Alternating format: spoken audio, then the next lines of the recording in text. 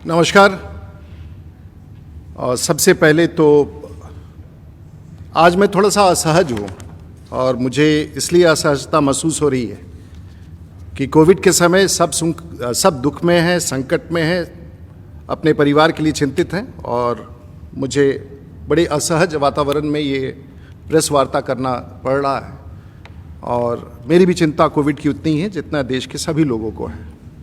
तो मैं क्षमा मांगना चाहूँगा कि कोविड की अवधि में इस प्रकार का प्रेस कॉन्फ्रेंस करने का मैंने पहल किया है। अब मेरे बारे में बहुत कुछ कहा गया, किसी एक सज्जन के बारे में जो राजनीति में हैं और उनकी पृष्ठभूमि क्या है। मैं अगले 30 मिनट आपसे आग्रह करूँगा कि सिर्फ 30 मिनट आप मेरे साथ रहें। मैं आज भारतीय जनता पार्टी के प्रवक्ता के रूप में नहीं बैठा हूँ। मैं यहाँ छपरा के सांसद के रूप में आपके बीच में आया हूँ और छपरा की जनता की तरफ से आया हूँ। और ये स्पष्ट होना चाहिए कि ये प्रेस सम्मेलन भारतीय जनता पार्टी का नहीं है, ये मेरा व्यक्तिगत सांसद के रूप में ये प्रेस सम्मेलन है।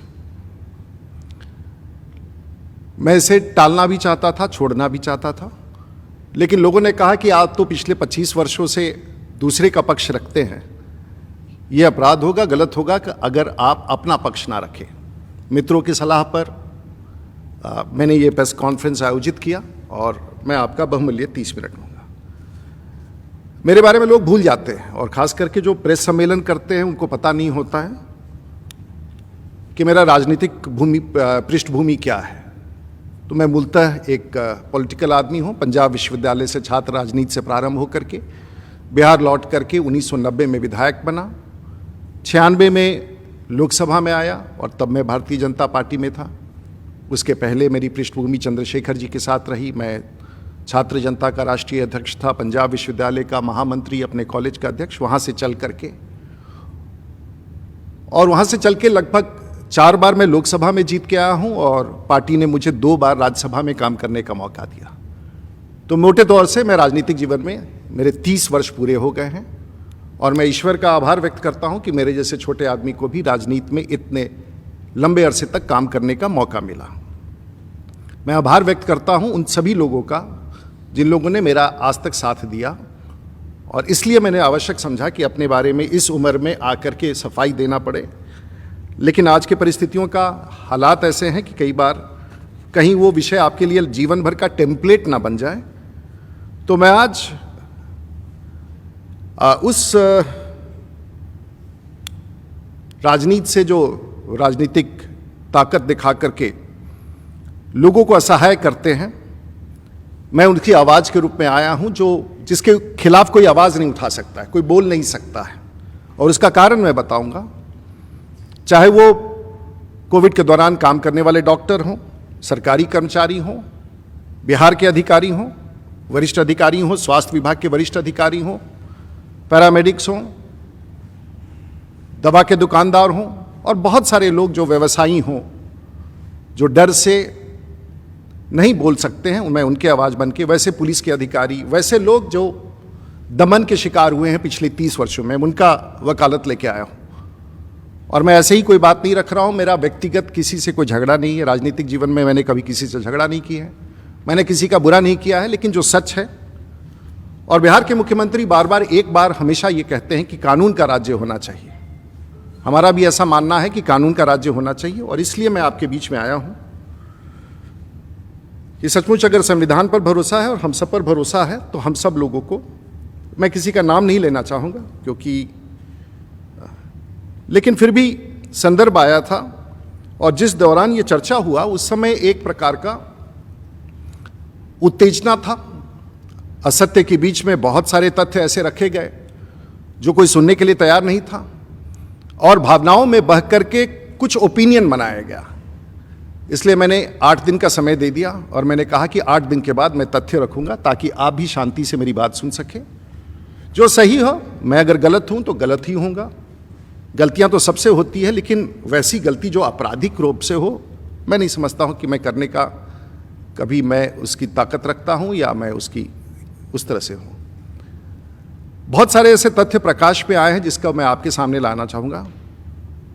और मैं नहीं जानता हूं कि बिहार की सरकार ने या देश की सरकार ने किसी पूर्व सांसद को कैसे ये अधिकार दिया कि वो बिहार के कॉन्शियंस कीपर हो जाएं और इंस्पेक्टर हो जाएं, डीजी हो जाएं, क्या हो जाएं नहीं जान जाएं, जगह जगह अस्पतालों में जा कर के सिर्फ बुराइयां ढूंढना। कमियां हो सकती हैं, देश भर में बहुत सारी स्थिति हैं, सब राज्य सरकारें लगी हुई हैं अपनी अपनी ताकत से, सब लोग लगे हैं। अगर कोई ये दावा करता है कि मैं ही लगा हूं तो ये अनुचित है। बहुत सारे ऐसे लोग हैं जिनके बारे में हम जानते नहीं हैं। ऐसा क्यों है कि सिर्फ राजनेता ही दिख रहे हैं कि वो काम कर रहे हैं, बाकी सब लोग चुप हैं।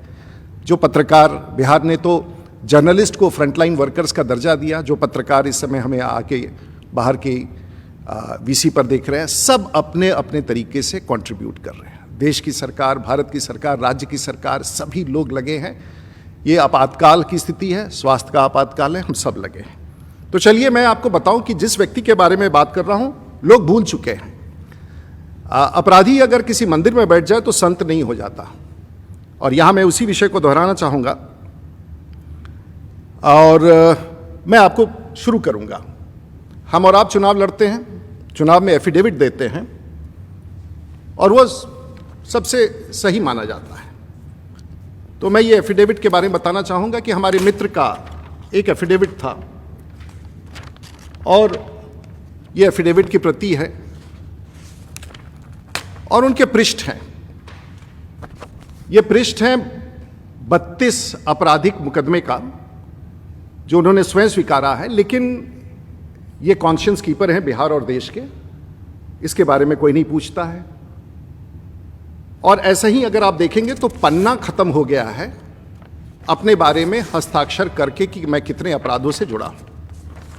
मैं भी राजनीतिक व्यक्ति हूं, मुझे भी खंगाल लीजिए, और मैं भी 30 साल से राजनीति में हूं। और मैं सिर्फ एक पन्ना दिखाना चाहूंगा मेरे एफिडेविट में, अभी तक खाली है। मैं ईश्वर से यही प्रार्थना करता हूं कि अपने राजनीतिक जीवन में मुझे अपराध और अपराधी की श्रृंखला में न जाना पड़े। ईश्वर मुझे ताकत दे कि ऐसे ताकतों के खिलाफ मैं लड़ता रहूं। मैं जानता हूं कि अपराधी के खिलाफ तो कार्रवाई करना आसान होता है, लेकिन राजनीतिक अपराधी के खिलाफ कार्रवाई करना संभव नहीं होता है, क्योंकि उसके पास उसी ताकत का, राजनीतिक ताकत का संरक्षण मिलता है। और उस राजनीतिक संरक्षण के सामने हम सब भी झुक जाते हैं, शासन भी कई बार झुक जाता है और दबदबे के साथ ताकत दिखा करके शासन के लोगों को भी झुकाने का प्रयास करता है ताकि आपराधिक पृष्ठभूमि समाप्त हो जाए। ये अपराध सामान्य नहीं है साहब। मैं नहीं बोलना चाहता था, मेरा कोई लेना देना नहीं। वो मधेपुरा की राजनीति करते हैं, मैं सारण का राजनीति करता हूं। और मैं आभार व्यक्त करना चाहूंगा सारण कमिश्नरी के लोगों को और उत्तर बिहार के लोगों को।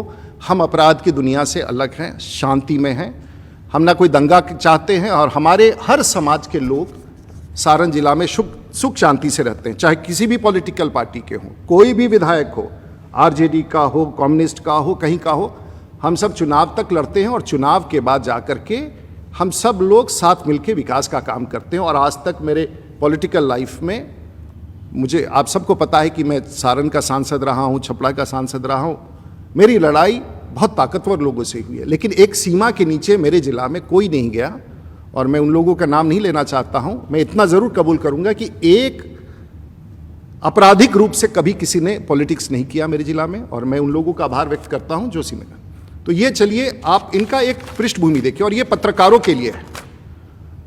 जब आप ऐसे व्यक्तियों का 70 धाराएं हैं 31 केसेस में, और ये डकैती का है, राइटिंग का है, आर्म्स का है, थेफ्ट का है, कॉन्स्पिरेसी का है, क्रिमिनल इंटिमिडेशन का है, एब्डक्शन का है, ब्राइबरी का है, पब्लिक ऑर्डर, शायद सीआरपीसी और आईपीसी का कोई धारा बचा नहीं है जो हमारे मित्र के नाम पर नहीं है। लेकिन सब लोग भूल गए हैं और पिछले 30 साल में ये सभी कई केसेस चार्जशीट हो चुके हैं, कई के कॉग्निजेंस हो चुके हैं, कई पर अब भगवान जाने कैसे कोई। और मैंने खंगाल डाला पूरी दुनिया के राजनेताओं के इतिहास को, पूरी दुनिया में। और मैं न Guinness book of world record में, न Limca book of world record में, कोई भी दुनिया का ऐसा पॉलिटिशियन नहीं होगा जिसकी ये आपराधिक भूमि हो, आपराधिक बैकग्राउंड। मुझे बहुत खराब लगता है, उनके ही परिवार हैं, बच्चे हैं मुझे, लेकिन मैंने उनको बुलाया नहीं था अपने यहाँ। मैंने उनको नहीं कहा था कि मेरे यहाँ आकर के कीजिए, मैंने कोई गलती नहीं की थी उस विषय पर भी।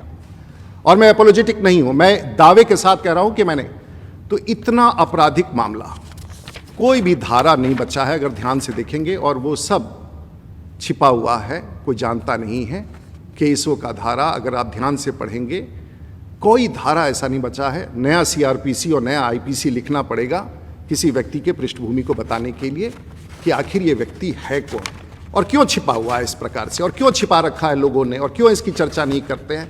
मैं अगर अपराध करूं तो रात्र भर हम लोग सो नहीं पाते हैं, और इस प्रकार का, और इसमें कितने लोगों का दमन हुआ, कितना, मैं ये नहीं जाऊंगा, इसको मैं भी छोड़ देता हूं, क्योंकि इसके बाद के अगर तथ्य मैं आपके पास लाऊं तो आप दंग हो जाएंगे।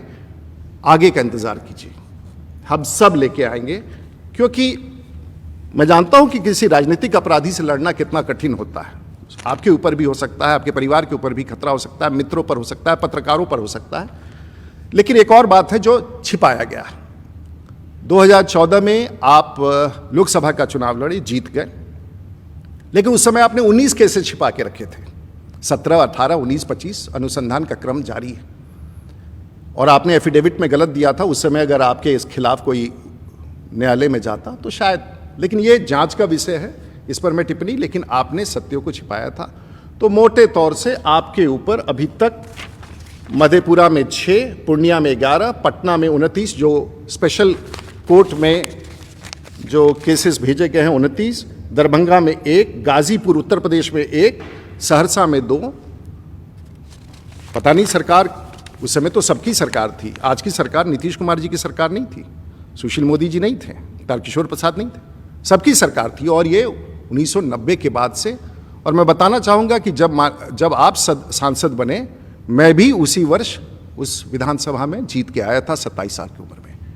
मैंने कभी आपसे किसी प्रकार का व्यवहार नहीं किया। आप राजनीति कर रहे थे, करें, सरकार का काम है देखना, लेकिन आपने आके एक ऐसा आरोप लगाया जो मेरे मन को झंझोड़ दिया। मेरे मन को नहीं झंझोड़ा, मेरे पूरे पॉलिटिकल फ्रेटर्निटी में एक आपने ऐसा शब्द डाल दिया जो शायद मैं कतई स्वीकार नहीं कर सकता था। मजबूरी में ये मैं प्रेस कॉन्फ्रेंस कर रहा हूं कि तथ्य, और ये भारतीय जनता पार्टी का नहीं है, राजीव प्रताप रूडी का, और ताकि ये रिकॉर्ड पर रहे, कभी भी इस लिंक को उठा के कोई देख सकता है।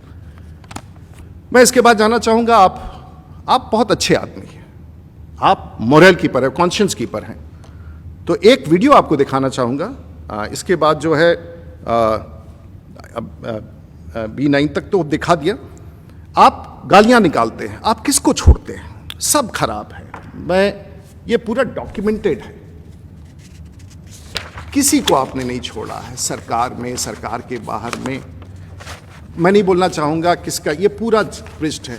उत्तर प्रदेश के मुख्यमंत्री, बिहार के मुख्यमंत्री सड़क पर ला देंगे, दिखा देंगे। डॉक्टरों के बारे में कोई ऐसा आदमी नहीं बचा है धरती का जिसको आपने अपमानित नहीं किया है, रंजिश नहीं किया। और आप संत हैं और बाकी सब अपराधी हैं, पूरे भारतवर्ष के नेता अपराधी हैं। भारत के स्वास्थ्य मंत्री अपराधी हैं, गृह मंत्री के बारे में आपने बोला और कहा कि इसे जेल भेज देना चाहिए, अपराध करना चाहिए, इसका हम अंतिम संस्कार करेंगे। आपने ऐसी सी बातें कही, किसी ने प्रतिकार नहीं किया, हमने भी नहीं किया, लेकिन कहीं ना कहीं तो किसी को जवाब देना था कि आपका ये नहीं चलेगा। ये पूरा डॉक्यूमेंट है, आप उनके फेसबुक पर जाके देखिए कि देखिए, आपको अच्छा लगता होगा।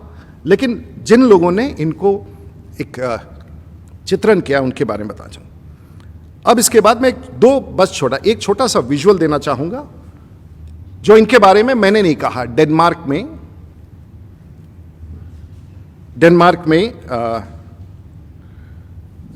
में किसी ने जाने के बाद, ये गलत हो सकता है लेकिन मैं नहीं जानता हूं कि अर्नब गोस्वामी इतना बड़ा गलती क्यों करेंगे। आप देख ले इसको, 30 सेकंड का है, सिर्फ याद कराने के लिए कि ऐसे भी लोग हमारे राजनीतिक जीवन में हमारे सलाहकार हैं और हमें कॉन्शियस कीपर, हमें गाइड करते हैं पॉलिटिक्स के बारे में, राज्य शासन को, मुख्यमंत्री को। ये आप सुन लीजिए, 10 सेकंड का है, उसके बाद। In a member of parliament, in the back seat of an MP's car, surrounded by Indian security men. Name the member of parliament. Right. When I arrived at Delhi airport, I was received in the MP's personal car and put in the back seat and driven to his official residence within the site of the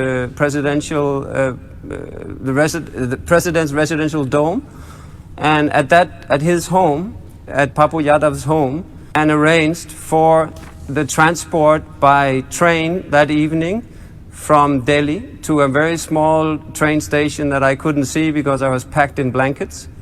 Another diplomatic, or what should I say, official car was waiting, plus 2 other cars with AK-47 guards, who then drove me directly from the platform of the station over the border into Nepal and dropped me at the bus depot on the Nepali side, from where I escaped back to Denmark.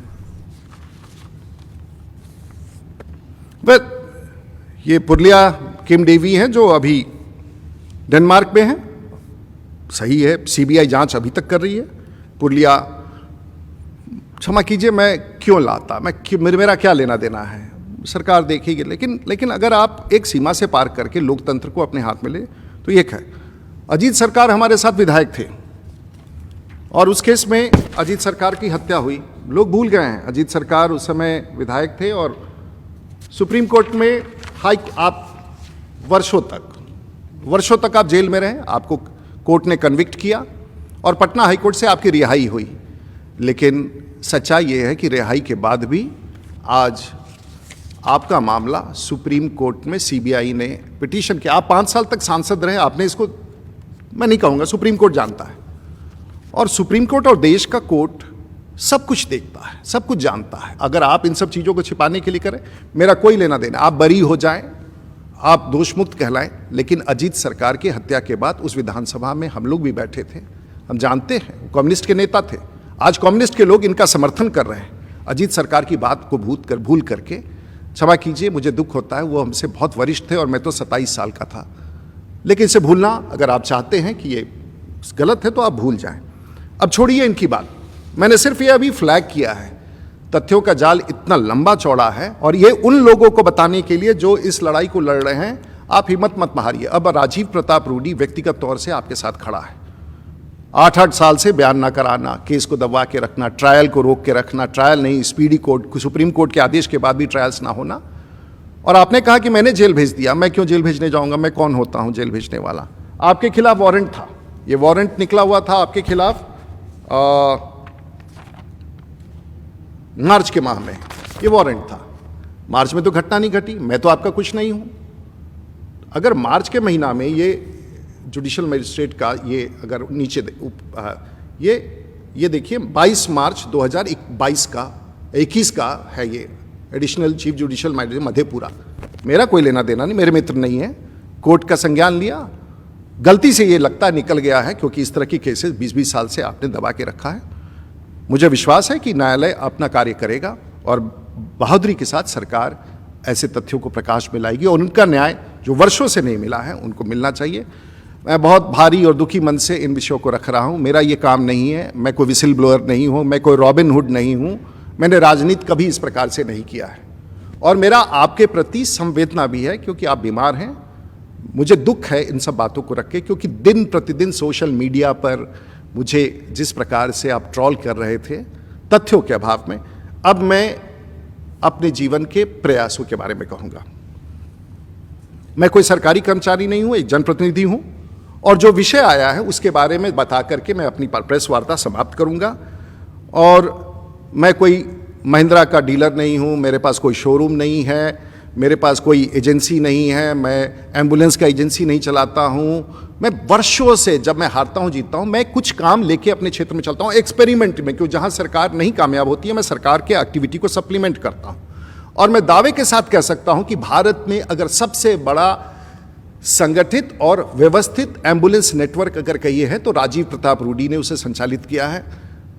कमियां हो सकती हैं, थोड़े कम हो सकता है, कम मरीज पहुंच सकते हैं, लेकिन 24 घंटे का ये काम जारी होता है। मैं आपको कुछ दिखाऊंगा और इसके बाद स्वयं आप तय कर लीजिएगा कि मैं कितना बड़ा गलत काम करता था। पहले तो कहा गया कि ये एम्बुलेंस मेरे घर में लगा है। मैं लोगों को बताना चाहूंगा कि पटना जाने के बाद ये मेरा घर है। वैसे इस घर को नक्सलियों ने उड़ाने का कोशिश किया, ये पुराना घर है, 100 साल पुराना, और मैं यही रहता हूँ। पीछे भी एक घर है, आगे भी है, और ये मेरा घर है और मैं यहीं रहता हूँ। जब मैं गांव में जाता हूँ मैं अपने संसदीय क्षेत्र में ही रहता हूँ, ये मेरा घर है। तो ये बहुत पुराना घर है और यहाँ कहीं एम्बुलेंस नहीं है। उन्होंने बार बार कहा कि उनके घर में एम्बुलेंस चुरा के छुपा के रखा गया था। अब आप आइए जहाँ एम्बुलेंस खड़े थे, उस तस्वीर को देखिए। और ये है एक बहुत ही आधुनिक सामुदायिक केंद्र जिस पर भी आरोप लगाए गए और ये कहा गया। अब आप देखिए ये सामुदायिक केंद्र को, जहां कुछ संचालन के दृष्टिकोण से यहाँ पर बहुत प्रकार का ट्रेनिंग होता है, बहुत प्रकार का काम होता है लोगों के बीच में, और मुझे लगता है कि एक सबसे अच्छा कम्युनिटी सेंटर जहाँ हर प्रकार का काम चलता है, आयुष्मान के कार्ड बनते हैं, लोगों गरीबों को मदद होता है और आगे भी कई योजनाएं हैं, ये है। और इस स्थान को उसने, और इसमें दीवार भी नहीं है, कहीं चहरदीवारी भी नहीं है। एम्बुलेंस को अगर छिपा के रखना है तो चहरदीवारी में बंद करके रखना होता है, यहाँ कहीं भी चहरदीवारी नहीं है, यहाँ कुछ नहीं है, आप सीधे जा सकते हैं। तो कोई भी आदमी किसी के हाथे में प्रांगण में घुस जाए। अब हम लोग आगे चलते हैं कि ये था ये समुदाय के, जो जानते हैं सारण को जानते हैं मैं किस प्रकार से। ये जमीन के बारे में कहा गया, ये जमीन जहां सामुदायिक भवन में 9 करोड़ रुपया, भगवान जाने कहां से 9 करोड़ का फिगर आ गया इनके पास। करोड़ से नीचे तो बात ही नहीं करते हैं ये तो सरकार के नाम से पंजीकृत जमीन है। और मैं ये सब सरकार के नाम से, राज्यपाल के बार बार कहा, मेरे परिवार के लोगों का, ये सब देख सकते हैं, ये सब सरकार के नाम से पंजीकृत जमीन है। ये पूरा का पूरा एफिडेविट जमीन सरकार के नाम से निबंधित है और एक एक पैसा सरकार का है, संपत्ति सरकार की है। कहा मेरी निजी संपत्ति है। चलिए पॉलिटिक्स में इस प्रकार के आरोप लगते हैं, मुझे इससे कोई आपत्ति नहीं है, लेकिन सच बोलना चाहिए और किसी विषय को जलाने के लिए, किसी को भड़काने के लिए आपने कहा एम्बुलेंस छिपा के रखा था, मैंने कुछ नहीं छिपा के रखा था। और ये भी बताना चाहूँगा कि जो 2019 में, मैं ये एम्बुलेंस का काम कोई कोविड में नहीं कर रहा हूँ, मैं एम्बुलेंस का काम पिछले 10 वर्षों से कर रहा हूँ, लगातार कर रहा हूँ, लोगों तक पहुँचा रहा हूँ, उसमें सुधार कर रहा हूँ। और ये एक व्यवस्था के तहत है। ये डिस्ट्रिक्ट में जितने 40 के आसपास जो ये समिति बनी हुई है, इसके अध्यक्ष डीडीसी है, ये उसका है डिस्ट्रिक्ट मजिस्ट्रेट का। देखिए ये इस पर पंचायत की मुखिया को दिया जाता है। और ये देखिए डिस्ट्रिक्ट एम्बुलेंस दास है, जिसमें उप आयुक्त अध्यक्ष होते हैं, सिविल सर्जन उसके सचिव होते हैं, जिला योजना पदाधिकारी, जिला लेखा पदाधिकारी, जिला पंचायती राज जिला, और सांसद का एक चयनित संचालन समन्वय संस्था, ये मुखिया द्वारा स्वीकार किया जाता है। और पंचायत स्तर पर भी एक कमेटी होता है, ये पंचायत स्तर पर का कमेटी है। ये देखिए इसमें एक पंचायत स्तर की कमेटी है, वो शायद पन्ना दिख नहीं रहा है, मैंने निकाल दिया, और वहां से ये संचालित होता है। ये पूर्णतः सरकारी, मैंने अपने ऊपर ले लिया कि मैं चलाता हूं, मैं समन्वय करता हूं ताकि अच्छी तरह से चले, उसकी जिम्मेवारी लेता हूं। 4 लाख रुपए में तो एक नाली बनता है गांव का, पता नहीं कई बार बनता है नहीं बनता है। 4 लाख रुपए का एम्बुलेंस, मेरा ये कमिटमेंट है और मैं कहता हूं 4 लाख रुपए से अगर किसी एक व्यक्ति का एक कार्यकाल में एक एम्बुलेंस से अगर जान बच गया तो मैं समझता हूं कि वो 4 लाख रुपया सरकारी पैसे का सदुपयोग हुआ। और इसको मैं फिर से दोहराना चाहूँगा कि मुझे अपने इस कार्य पर गर्व है कि मैं गरीबों तक काम करता हूँ ईमानदारी से, और ये मेरा पैशन है, मैं करता रहता हूँ, चाहे इसका कोई भी इसको हटाने का कोशिश करे। आपने ये कह दिया कि हमारी ये कैसे मुखिया लोग चलाते हैं। पंचायती राज संवैधानिक अधिकार के तहत पंचायतों में मुखिया का सबसे बड़ा भूमिका है। हमारे यहाँ 225 के आसपास पंचायत। मैंने अभी ये देखिए मुखिया लोगों को जब दिया गया था, और ये मैं वीडियो आपको चला के दिखाना चाहूंगा, तो ये पंचायतों में बांटा गया, समाज में भी एक इनका अच्छा स्थान है। और मेरे लिए बहुत खुशी की बात है कि सतेंद्र जी को आज हम सांसद कोष से अपने पंचायत के लोगों का और जिला के लोगों की सेवा करने के लिए, मुखिया जी आपको ये एम्बुलेंस की चाबी मैं इनको दे रहा हूँ। हमारे साथ महेश राय जी हैं जो नाथा छपरा के मुखिया हैं, ये समाज सेवा में लगे रहते हैं, और इनको भी ये 22 नंबर गाड़ी उनके जिम्मे सौंपा जा रहा है। जो फकुली पंचायत के मुखिया हैं, नौजवान हैं, मेहनत करते हैं, समाज का सेवा करते हैं, और ये आपको एम्बुलेंस का चाबी देता हूँ। पंचायत और इस जिला के लोगों की सेवा में लगाए। सर रंजू जी हमारे साथ हैं, रंजू कुमारी जी, उनके पति धर्मेंद्र जी भी हैं, और उनके पंचायत सेवा के अशोक यादव जी भी, और सबकी सम्मिलित जिम्मेदारी है उस समिति की, इस एम्बुलेंस का उपयोग करेंगे। और मुझे विश्वास है कि डुमरी पंचायत में जब ये चलेगा तो सिर्फ आप वहीं के, ठीक है, ये मैं ऐसे आपको सैकड़ों दिखा सकता हूं, लेकिन मैं नहीं, मैं ये कह रहा हूं ये एक दृश्य था। अब आपने हमारे मुखिया समाज को अपशब्द के मुखिया बेईमान है, पैसे कहाँ रखता है, क्या करता है। अरे छोड़ दीजिए, वो लगा है कोविड में, हिसाब दे देगा, कल पैसे दे देगा। आपने मेरे जिला के पार्षदों को, मुखिया को, सरपंच को, वार्ड को, पूर्व वार्ड को आपने कैसे उसका अपमान किया। ये जनप्रतिनिधि हैं, जैसे मैं सांसद हूँ वो भी अपने जनप्रतिनिधि हैं, वो भी काम करते हैं, चाहे जितना करते हो, जैसे करते हो, अपनी ताकत से करते हैं। और मुझे गर्व है सारण जिला के सभी जनप्रतिनिधियों का, सभी सांसदों का, सभी विधायकों का, सभी वैसे लोगों का जो इस प्रकार के काम करते हैं। मैं आपका आभार व्यक्त करता हूं। और पंचायती राज का अगर स्वरूप सचमुच देखना है तो सारण के धरती पर आके देखिए कि पंचायत में किस प्रकार से एम्बुलेंस का संचालन मुखिया कर रहा है। अब आप कहेंगे कि आपकी क्या भूमिका है। मेरी भूमिका है, जिसके कारण ये आरोप मैंने सब कुछ अपने ऊपर ले लिया, क्योंकि ये मेरा पैशन है, मैं इसको संगठित कर रहा हूं पंचायतों से। और एक अब मैं आपको दिखाना चाहूंगा, ये कहा गया कि मुझसे निकल गया उस दिन। मुझे लोग कहते थे कि हम ड्राइवर नहीं है, मैंने कह दिया ड्राइवर है, ड्राइवर नहीं है, उसको बनाया ड्राइवर। 40 ड्राइवर, कोई ड्राइवर नहीं आया आज तक हमारे यहाँ, कोई लाइसेंस नहीं मिला, कुछ नहीं मिला। चलिए वो भी एक गिमिक था, 24 घंटे तक समाचार चला, लोगों को लगा कि ड्राइवर के अभाव में। लेकिन एक और सच था जिसके कारण नहीं हुआ, और वो सूची मैं आपको दिखाना चाहूंगा कि क्यों एक और सच था। क्योंकि ये डीएम को मैंने चिट्ठी लिख के भेजा कि साहब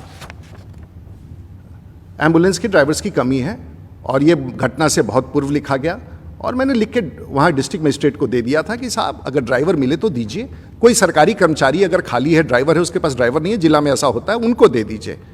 ठीक है, आपको लगता था ये मैंने फैब्रिकेट किया, कोई बात नहीं, आपको लगता होगा बचने के लिए, उसके पहले का पत्र लिखा हुआ है। लेकिन एक जिम्मेवारी होती है किसी का, मुखिया लोगों की भी जिम्मेवारी है। और अनफॉर्चुनेटली जो एम्बुलेंस उस दिन खड़े थे, ये सब उसका नंबर है। मिथिलेश कुमार सिंह छपला सदर, कृष्णा राय एक्सीडेंट होकर गाड़ी गैराज में, अनूप कुमार, जयराम गिरी, कन्हैया सिंह इत्यादि इत्यादि। आप डेट देखें, इंश्योरेंस लैप्स डेट 25/5/2021 को ये सभी गाड़ियों का, किसी का 22 में, किसी का फरवरी में, हमें सबको कह के सबका इंश्योरेंस, सबको है कि लौटा दीजिए, रूडी जी इंश्योरेंस करा के दे देंगे। हम दे देंगे, थोड़ा समय लगता है, लेकिन फिटनेस गाड़ी में नहीं हो, इंश्योरेंस नहीं हो, मरीज या ड्राइवर की मौत हो जाए या कोई घटना हो जाए, कहाँ से कोई जवाब देगा। तो काम करने वाले को ही आप उंगली उठाते हैं। माननीय पूर्व सांसद जी, आपको पूछना चाहिए था मुझसे, आप मेरे मित्र हैं, आपको आना चाहिए था, फोन लगाना चाहिए था, डीएम से पूछना चाहिए था। आप किसी के घर में घुस जाएंगे, कहीं भी चले जाएंगे, आप पटना के अस्पतालों में जबरदस्ती घुसते रहे, क्या करते रहे, आप कीजिए जो करना है, लेकिन कम से कम एक सांसद, पूर्व सांसद दूसरे सांसद के घर में जबरदस्ती नहीं घुसता है। ये हमारी मर्यादा नहीं है। लेकिन अगर आपको लगा कि एक बड़ा ख्याति मिलेगा तो आपने, अब मैं आपको वो चीज़ दिखाना चाहता हूं, जो एक सूची जिसमें कितना ये एम्बुलेंस चले हैं, ये जरूर देख लीजिए, क्योंकि पत्रकारों को लगता है कि ये सब खड़े थे। तो ये एक एम्बुलेंस 62,000 किलोमीटर चला है, 58,000 किलोमीटर चला है, 50,000, 36,000, ये सभी एम्बुलेंस कितने किलोमीटर चले हैं। कोई स्टैंड पर ले जाकर के सवारी ढोने के लिए एम्बुलेंस नहीं होते कि स्टैंड पर ले जाकर खड़ा करूं। और जिला में मैं दावे के साथ कह सकता हूं कि जिसने भी एम्बुलेंस मांगा 365 दिन वो एम्बुलेंस चलता रहता है। वो भी मैं दिखाऊंगा कि इसकी व्यवस्था क्या है।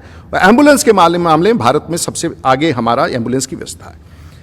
अब इस चीज के बाद यदि आप सवाल पूछना चाहें तो पूछें। मैं आपको एक डिस्प्ले जीपीएस का दिखाना चाहता हूं जो कंट्रोल करता है 24 घंटा 365 दिन, और इसके लिए कोई सरकार हमें पैसा नहीं देती है। ये मैं अपने शौक से इन सभी एम्बुलेंस को पंचायतों को फैसिलिटेट करने के लिए करता हूं। और आप 3 मिनट का समय दें, ये पूरी कहानी यहीं समाप्त हो जाएगी। और ये मेरा एक सेंट्रलाइज्ड कंट्रोल रूम है। इसमें आप देख सकते हैं कि ये, अब मैं कंट्रोल रूम को कहूंगा कि आप जरा विवरण दें, आज अगर चलने वाली गाड़ियों का, आज की तारीख में ये गाड़ियां सारण जिला में कहां हैं, कैसे हैं, कहां गाड़ियां चली, कितनी चली, और ये पूरे साल 2 साल का रिकॉर्ड हमारे पास जीपीएस में है। और ये सब लाल हैं जो वो गाड़ियां हैं। अब आप बताइए कंट्रोल रूम, जरा बताइए सब लोगों को, देश के लोग जान जाए कि आखिर में इतने सारे एम्बुलेंस अभी दिख रहे हैं और कहां हैं, बताएं। जी नमस्कार, माननीय सांसद राजीव प्रताप रूडी जी के कंट्रोल रूम में आप सभी का स्वागत है। जैसा कि हम सभी देख रहे हैं, ये नक्शा छपरा जिले का नक्शा है, जिसके उत्तरी और पूर्वी छोर पर गंडक नदी का किनारा है जो बगल के जिला मुजफ्फरपुर को जोड़ता है, और दक्षिणी और पश्चिमी छोर से लेकर पूर्वी छोर तक गंगा नदी का किनारा क्षेत्र है जो राजधानी पटना को सीधा संपर्क देता है। यहाँ सभी एम्बुलेंस जो हम देख रहे हैं ये 3 रंग के दिख रहे हैं, एक लाल है, एक पीला है और एक हरा है। लाल रंग के वैसे सभी एम्बुलेंसेस हैं जो रेडी टू सर्विस मोड में खड़े हैं। पीले रंग के एम्बुलेंसेस वैसे हैं जो घंटे पहले 2 घंटे पहले कहीं ना कहीं से चल कर आए हैं, मरीज को सेवा देकर या तो पार्क हैं या फिर वापस लौटने की स्थिति में इंतजार कर रहे हैं, मरीज को लेकर लौटे या मरीज की तरफ से सूचना प्राप्त हो जाए कि अब सब कुछ ठीक है तो वे लौट जाए। और हरे रंग के एम्बुलेंसेस वैसे सभी एम्बुलेंसेस हैं जो अभी सेवा दे रहे हैं, अर्थात अभी चल रहे हैं, मरीज को लेकर किसी हॉस्पिटल की तरफ जा रहे हैं। इसकी सूचना के बारे में हम आपको बताना चाहते हैं कि यहाँ से हम इन सभी का समन्वय करते हैं। हमें किसी भी प्रकार की सूचना मिलती है, हम जीपीएस लोकेशन ऑन करते हैं और सीधे सबसे नजदीकी ड्राइवर को संपर्क करके जिस व्यक्ति के द्वारा हमें संपर्क किया जाता है उसका नंबर आदान प्रदान कराते हैं, समन्वय कराते हैं। एम्बुलेंस पहुंचने के बाद फिर हम यहाँ से फोन लगाकर कंफर्म करते हैं कि क्या मरीज को एम्बुलेंस में बिठा लिया गया या नहीं, और मरीज को हॉस्पिटल में भेजते हैं। मरीज हॉस्पिटल में जाता है, मरीज के जाने के पूर्व हॉस्पिटल से भी समन्वय किया जाता है अगर मरीज की स्थिति खराब होती है तो। और हमारे पास यह भी रिपोर्ट आता है कि अगर एम्बुलेंस कभी गति से ज्यादा चल रहा है तो हमारे कंप्यूटर स्क्रीन पे अलार्म बजता है और हम ड्राइवर को फोन करके या पूछते हैं कि क्या ऐसी स्थिति है। जी धन्यवाद। क्यों मूवमेंट नहीं दिखा रहे हैं? गाड़ियों का मूवमेंट अभी दिखा दीजिए, अभी कितनी गाड़ियां चल रही हैं और कितने गाड़ियों का मूवमेंट है, ये एक बार देख लीजिए। शायद आपको भी अगर चाहें तो आप अपने फोन पर इन सभी गाड़ियों को देख सकते हैं। और पप्पू जी को भी इनको देख लेना चाहिए था, उस दिन कितनी गाड़ियां सड़क पर थी इससे पहले। आप देख लीजिए एक बार उसकी गति कहां से कहां चला। एक गाड़ी, कोई भी गाड़ी उठा लीजिए, आप कोई भी गाड़ी उठा लीजिए। ये गाड़ी हम देख रहे हैं, ये छपरा सदर प्रखंड के पंचायत राज फकुली के लिए ये गाड़ी दी गई है। इस गाड़ी का मूवमेंट हम देख रहे हैं। गाड़ी अभी छपरा डाक बंगला रोड पहुंच रही है। ये गांव से, फकुली गांव से किसी मरीज की सूचना प्राप्त होने के बाद मुखिया जी से और चालक से समन्वय कराकर तुरंत एम्बुलेंस उपलब्ध कराया गया और मरीज को लेकर एम्बुलेंस छपरा सदर हॉस्पिटल के लिए आ रहा है। जैसा कि हम इस स्क्रीन पर देख रहे हैं, हम सब कुछ यहाँ से मॉनिटर कर पा रहे हैं। गाड़ी की गति अभी 20 किलोमीटर प्रति घंटे रफ्तार से चल रही है और डाक बंगलो रोड में सदर हॉस्पिटल से गाड़ी मुश्किल से 5 मिनट की दूरी पर है।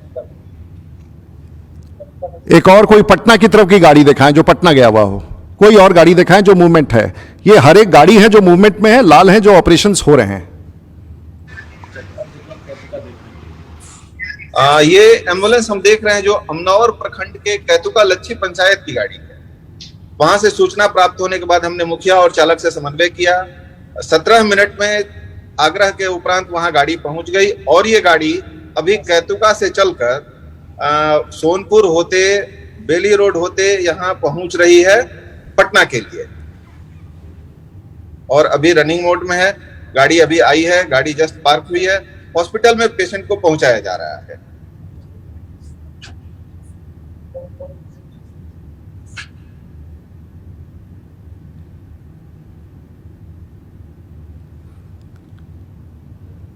अगर एक और कोई दिखाना है दिखा दे, उसके बाद इस प्रकार से आप देख सकते हैं। अगर आप बैठ के अपने टेलीफोन पर आप हमारे कंट्रोल रूम से प्राप्त कर लें और कोई भी एम्बुलेंस को किसी भी समय देख लीजिए। माननीय मुखिया लोग पहुंचा रहे हैं, मैं उसको मदद करता हूं, इसलिए ये गाड़ी की गति 40 किलोमीटर है और ये भी अगर ये 100 को पार करता है गाड़ी तो रेड अलर्ट आ जाता है और 100 किलोमीटर पार करते के साथ हम उसको तुरंत कहते हैं कि भाई गाड़ी क्यों तेज चला रहे हो। ये तो ऑटोमेशन है, जीपीएस पर है और ये छपड़ा रेवा मुजफ्फरपुर रोड पर भी गाड़ी है, साफ आ रहा है स्क्रीन पर और पिछले 6 महीने का आपको रिकॉर्ड मिल जाएगा। आप किसी गाड़ी को कहीं उठा ले, इसने अपनी गति कम कर ली। अब इस गाड़ी की गति 85 किलोमीटर है जो बहुत ज्यादा है। हो सकता है किसी इमरजेंसी में लेके आ रहा हो, तो कहां ये गाड़ी है, किसके पास ये गाड़ी है, किस गति से चल रही है, कौन पेशेंट है, कब जाना है, कितने बजे जाना है। कभी आपको भगवान ना करे कि इसकी जरूरत पड़े, सारण जिला में आप कभी बीमार ना पड़े। कुछ कमियां होती हैं, सब जगह नहीं कई बार पहुंचे, लेकिन वो बहुत रेयर है। लोगों से पूछना चाहिए, ना कि बाहर के नेताओं के पास इस विषय को लेकर आना चाहिए। मैं आप पूछेंगे ये कैसे होता है, आखिर ये सूचना क्या है, तो मैं आपको दृश्य दिखाता हूं एक जहां से ये संचालित होता है, जहां पर ये कंट्रोल रूम है और ये कंट्रोल रूम का आप लेके आइए और दिखाइए दृश्य। ये प्रत्येक दिन का रिपोर्ट आता है मेरे पास। ये देखिए कंट्रोल रूम है, ये कंट्रोल रूम है और इसका वीडियो देखिए। ये 24 घंटा चलता रहता है। ये मेरे आपको विश्वास नहीं होगा कि किसी सांसद ने इस प्रकार की व्यवस्था कर रखी है। मैंने कर रखा और इतना सिर्फ एम्बुलेंस के लिए नहीं है। उसमें ई पास करके इसमें आप सारा डिटेल भरिएगा, अपना सबमिट कीजिएगा, तो 1 से 2 घंटा में आपके पास सारा डिटेल मैसेज आ जाएगा। उसमें कैसे क्या करना है, कब स्टेशन पहुंचना है, कब ट्रेन है आपका। कितने लोगों को जाना है। चलिए, बहुत बहुत धन्यवाद। देखिए साहब, कार्यकर्ता यहाँ 24 घंटा बैठे रहते हैं, और ये सिर्फ एम्बुलेंस के लिए नहीं है। आप इस रिपोर्ट को देखना चाहेंगे, 15 दिन का कॉल सेंटर का रिपोर्ट, और ये डीएम एसपी सबको जाता है। सबसे पहले देखिए, ये 1/5 का है कोरोना इंफॉर्मेशन, टोटल 1 महीने का है। उसके बाद ये 1/5 से 15/5 तक का टोटल है। कोरोना इंफॉर्मेशन 2500, एम्बुलेंस 507, इलेक्ट्रिसिटी का कंप्लेंट, ब्लॉक का कंप्लेंट, लैंड डिस्प्यूट पुलिस, और 15 दिन में मुझे 6133 कंप्लेंट। प्रत्येक दिन का भी रिपोर्ट है, प्रत्येक दिन का देखिए। जैसे ये 15/5 का है, यानी कि कल का, 2 दिन पहले का। Emergency admission 10, other health call, corona information 100, ambulance 32, electricity के बिजली भी कटता है, ब्लॉक के complaints, land dispute, police complaints 2, admission Kendriya Vidyalaya, request to meet MP 21, PNR जो होता है जनरल कॉल, और 350 कॉल यहां प्राप्त हुए। मैं सिर्फ ये प्रयास करता हूं, इसमें एम्बुलेंस एक है और ये डिस्ट्रिक्ट मजिस्ट्रेट को रोज जाता है, SP को भी जाता है। SP साहब भी देखते हैं कि मेरे यहाँ क्राइम की क्या स्थिति है। तो ये बड़ा खराब लगता होगा लोगों को इस तरह का काम। और मैं अपराधी हूं, मैंने एम्बुलेंस पता नहीं कहां से, मैंने सुना था कि भाई होर्डिंग होता है, लेकिन एम्बुलेंस का कोई काला बाजारी होता है, हमने तो नहीं सोचा। हमारे यहाँ किसी को इस बात, और मैं किसी ने पूछा कि आप दूसरे जिला में दे देते हैं। MP लाइट्स का मैं दूसरे जिला का जिम्मा नहीं ले सकता हूं, वो तो सरकार का निर्णय होगा। कोई राज्यसभा का सांसद पूरे बिहार और देश को दे सकता है, लेकिन लोकसभा का सांसद सीमित क्षेत्र में। और मेरा कमिटमेंट सारण जिला है, और आज की तारीख में सारण जिला में 18,000 करोड़ रुपए का काम भारत सरकार और राज्य सरकार से चल रहा है। इसलिए मुझे कुछ नहीं कहना, मुझे अब इस बात समाप्त करना है। आप लोगों ने इतना समय दिया, लेकिन मुझ पर आरोप लगाया गया कि मैंने किसी को गिरफ्तार करा दिया। मैं कोविड में देश ने देखा है कि बड़ा संकट का समय है, रुकने से, शांत रहने से ये प्रॉब्लम नहीं होता है। माननीय पूर्व सांसद जी को इतनी गंभीर बीमारियां थी, वो उसी बीमारी में अभी 15 दिन पहले शायद ऑपरेशन भी हुआ था, दुखद है। उसके बाद वो आरा भी चले गए, वहाँ झगड़ा कर लिया जा करके, वो छपड़ा भी चले आए, हमारे यहाँ भी झगड़ा कर लिया आकर के, कुछ केस मुकदमा भी हो गया है लगता है उनके यहाँ। वो PMCH में भी चले गए, डॉक्टर लोग NMCH में चले गए, वो आरा चले गए, वहाँ भी केस हो गया। आखिर में परिवार के लोगों को ध्यान देना चाहिए। जो व्यक्ति इतना बीमार हो, जो गिरफ्तारी के बाद इतना अस्पताल चला जाए, उसको इस तरह से नहीं घूमने देना चाहिए। क्योंकि सबने कहा है कि, और कोविड वार्ड में घुस जाना, सब लोग परेशान। कोविड वार्ड में आप घुस करके फिर घर जाते थे, अपने परिवार को भी संक्रमित करते थे, अपने मित्रों को भी, अपने सिक्योरिटी को, इतने बड़े फोर्स लेके चलते हैं। ये नहीं करना चाहिए था आपको, आपने इस बात का ध्यान नहीं दिया। और समाचार बनने के लिए, और आज आप इतने बीमार हैं, हमने किसी को नहीं जेल भेजा, हम ना जेल भेजने की क्षमता रखते हैं, और मैं कभी जीवन में किसी को कष्ट नहीं। लेकिन वहाँ से आप दरभंगा मेडिकल कॉलेज चले गए, और दरभंगा मेडिकल कॉलेज में आपने अपने से एक बोर्ड बैठाया, और बोर्ड ने कहा कि इनको भी पटना भेजना चाहिए, PMCH में भेजना चाहिए था। बोर्ड ने तय किया, मरीज क्यों तय करेगा? बोर्ड ने तय किया इनको पटना भेजना चाहिए। आपने सुपरिटेंडेंट को लिख दिया कि मैं नहीं जाना चाहता हूं, पता नहीं क्यों। लेकिन अगर कल आपको कुछ हो गया, और उन डॉक्टरों का क्या होगा बेचारे, जिन्होंने कहा है कि इनकी स्थिति अच्छी नहीं है और इनको अच्छे उपचार के लिए आगे भेजना चाहिए, तो उन डॉक्टरों का क्या होगा उसको बताएं। तो इस प्रकार से आप कानून, मुझे बहुत चिंता है आपके स्वास्थ्य की, और मैं चाहता हूं कि आप स्वस्थ हो जाए और समाज में अच्छी भूमिका निभाएं, अपराध की दुनिया से बाहर निकले, और किसी को पीड़ा ना पहुंचाए, किसी को झूठ ना बोले, किसी को आपराधिक न कहे, किसी को गलत ना कहे। और पश्चाताप करने का समय है। उम्र में हर कोई आदमी को पश्चाताप, गलतियां सबसे होती हैं, पश्चाताप करना चाहिए, झूठ नहीं बोलना चाहिए, और आरोप नहीं लगाना चाहिए, वो टिकता नहीं है। और एक बात कहूं, मैं सबसे पहले आभार देना चाहूंगा, आपने सबको आरोपित किया। देश के प्रधानमंत्री काम कर रहे हैं कोविड में, बिहार के मुख्यमंत्री जिनको आपने बहुत कुछ खरी खोटी, बिहार के मंत्रियों को, सुशील मोदी जी को, बिहार के तमाम नेताओं को, उत्तर प्रदेश के मुख्यमंत्री ने आपका क्या बिगाड़ा था? उत्तर प्रदेश के मुख्यमंत्री को आपने जो ट्वीट पर कहा है वो मैं दोहराना नहीं चाहूंगा। आपने भारत के स्वास्थ्य मंत्री को, आपने किसको छोड़ा है, आपने किसको बख्शा है? तो मैं ये नहीं जानना चाहता हूं कि, और मैं भारतीय जनता पार्टी के उस 20 करोड़ कार्यकर्ता और देशवासी और सभी पत्रकार, आप मुझसे सहमत नहीं होंगे, मेरा इसमें कोई भी तथ्य मैंने अभी जो रखा है, मैंने मन गलत नहीं है और प्रमाण के साथ नहीं है, मैंने सब बात सत्य का रखा है। क्योंकि कई बार आरोप लगाने के बाद वो टेम्पलेट बन जाता है जो पूरे जीवन आपके साथ चलता है। इस टेम्पलेट के कभी भी किसी को कोई ज़रूरत होगा और भी कोई जानकारी आपको चाहिए तो मैं आभार व्यक्त करना चाहूँगा अपने कार्यकर्ताओं को, सारण के कार्यकर्ताओं को, सारण जहाँ मुझे गर्व है, मुझे गर्व है अपनी जनता पर, मुझे गर्व है अपने सारण के लोगों पर, भारतीय जनता पार्टी के कार्यकर्ताओं पर, बिहार पर गर्व है।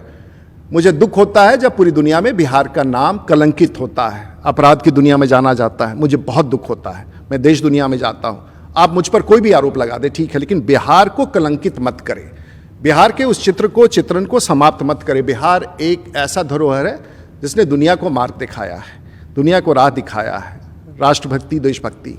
अभी तो ऐसा लग रहा है कि बड़े सत्याग्रह में आप चले गए हैं, ये कोई सत्याग्रह नहीं था। अब कानून का अपना कार्रवाई करेगा, कानून का राज होना चाहिए और इसमें किसी राजनीतिक नेता का कोई हाथ नहीं है। मैं आभार व्यक्त करते हुए भारतीय जनता पार्टी मीडिया के लोगों का, जो अगर आपको लगे मेरा बात ठीक है तो समझिए, प्रवक्ता तो मैं पार्टी का रहा हूं, लेकिन आज मैं अपना प्रवक्ता बन के बैठा हूं ताकि गलत विषय नहीं रह सके। सारण की जनता के प्रति समर्पित हूं मैं और मुझे गर्व है अपने लोगों के, अपने कार्यकर्ताओं जो इस गलत बयानी का उन्होंने जवाब दिया है, मजबूती से जवाब दिया है। मैं इस बात को फिर मैं फ्रंट फुट पर, मैं कोई अपोलोजेटिक नहीं हूँ इस विषय को लेकर कि मैंने कोई गलत नहीं किया है, इसलिए मुझे लगा कि आना चाहिए। एक बार आप सभी लोगों को बहुत जो भी सवाल हैं आप भेज दें, मैं कुछ लोगों का क्वेश्चन लेना चाहता हूँ लेकिन ग्लिच के कारण वो क्वेश्चन नहीं हो पा रहा है, वो नहीं सवाल आ पा रहे हैं। तो फिर से एक बार पूरे बिहार के तमाम भारतीय जनता पार्टी के कार्यकर्ता, हमारे पार्टी के नेता डॉक्टर संजय जायसवाल, उनकी पूरी टीम, देश के नेता मिस्टर नड्डा और उनकी पूरी टीम, आप कोविड में लगे हैं, करोड़ों कार्यकर्ता सभी दल के, सभी पार्टी के लगे हैं। बुरा वक्त है, लोगों को एक दूसरे का हाथ बटाना चाहिए, आरोप से बचना चाहिए और हमें विश्वास है कि ऐसी तमाम ताकतें आज आरोप प्रत्यारोप के रास्ते से छोड़ करके समाज के साथ जुड़ करके, बहुत घटनाएं हो रही हैं, बहुत करीब के लोग, बहुत परिवार के लोग, आज मुझे दुख, सबसे बड़ा दुख है कि मेरे जीवन के अच्छे 8 दिन जिसको मैं लोगों की मदद में अपने तरीके से करता रहता हूँ, छोटा ही करता रहता हूँ, मेरे 8 दिन इस पूरे प्रकरण में खराब हुए। बदनामी से मैं नहीं डरता हूँ, लेकिन बदनामी के पीछे अगर कोई आधार हो तो ठीक लगता है। और बहुत सारे ऐसे पेपर कटिंग्स आए और विषय आए जिस पर मैं दूं तो घंटों चलना पड़ेगा आप सब लोगों का। और मैं फिर कहना चाहूँगा कि ये अगर कोई गलत करता है तो तथ्यों का जाल इतना बड़ा है कि उसे समाप्त नहीं किया जा सकता है। मेरे देश भर में लाखों लोग जो आज मुझे देख रहे हैं, मेरे मित्र, वो जो जानना चाह रहे हैं, जिन लोगों ने जानना चाहा, उन सब के लिए प्रत्यक्ष रूप से है। मैं जो काम करता हूँ इस राजनीतिक काल के अंतिम समय में, 30 वर्ष के राजनीतिक जीवन के बाद मैं कुछ ले करके या संपत्ति बना के मैं समाज को वापस दे के जाना चाहता हूँ। जो मेरी ताकत है, ईश्वर की बड़ी संवेदना रही है, सब लोगों की संवेदना रही है और मैं किसी का बुरा नहीं, मैं आपकी स्वस्थ होने का कामना करता हूँ, आपके परिवार की भलाई चाहता हूँ। वैसे तमाम लोग जो इस प्रकार से हैं, मैं सबकी भलाई चाहता हूँ, उन गरीबों का और विशेषकर से जो आज ज़रूरतमंद है उनके साथ हम खड़े हो सकें। आप सबका, सभी पत्रकारों का, सभी मित्रों का, मीडिया प्रभारी, दिल्ली के मीडिया के लोगों का, संजय मयूख जी का, बलूनी जी का, और सभी जो भारतीय जनता पार्टी के और जनता दल यूनाइटेड के प्रवक्ता जिन्होंने स्पष्ट रूप से कहा, और भी पार्टी के प्रवक्ता जिन्होंने स्पष्ट रूप से इस पूरे संज्ञान लिया, और मैं आप सबका और बिहार वासियों का फिर से आभार व्यक्त करता हूँ। और सभी डॉक्टर और जितने लोग स्वास्थ्य में लगे हैं उन सब का आभार व्यक्त करते हुए, देश दुनिया के लोग जो आज मुझे देख रहे हैं, आभार व्यक्त करते हुए फिर से आपको नमस्कार। बड़े दुखी मन से मैं ये प्रेस वार्ता कर रहा हूँ। मुझे धन्यवाद आप सब लोगों का। नमस्कार, जय हिंद, वंदे मातरम।